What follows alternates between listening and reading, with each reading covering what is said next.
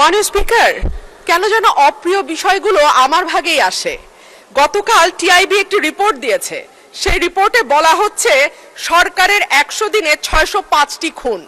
আমি আশা করেছিলাম মাননীয় স্বরাষ্ট্রমন্ত্রী আজকে এখানে উপস্থিত থাকবেন, কিন্তু আমি সামনে তাকিয়ে দেখলাম মাননীয় স্বরাষ্ট্রমন্ত্রীর আসনটি খালি, অর্থাৎ তিনি উপস্থিত নাই।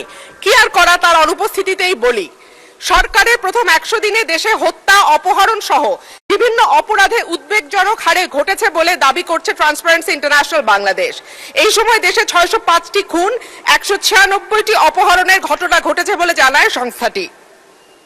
প্রতিবেদনে দেয়া পরিসংখ্যানে দেখা যায় মার্চ ও এপ্রিল মাসে মোট 605টি খুন, 294টি ছিনতাই, 90টি ডাকাতি, 196টি অপহরণের ঘটনা ঘটেছে।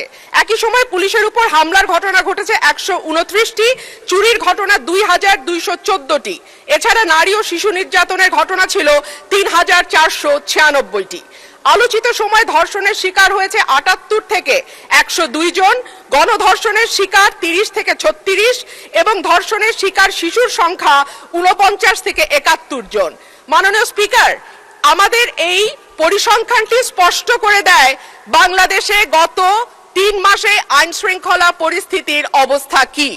আমি বলেছিলাম যে এই সরকারের অর্থনীতি এবং আইন শৃঙ্খলা এই দুটো বিষয়ে যারা মন্ত্রণালয়ের দায়িত্বে আছেন তাদের উপরে নির্ভর করবে 50 ভাগ, এবং বাকি 50 ভাগ অন্যান্য মন্ত্রণালয়ের উপরে, যে এই সরকারটি কতটুকু সফল বা ব্যর্থ হবে।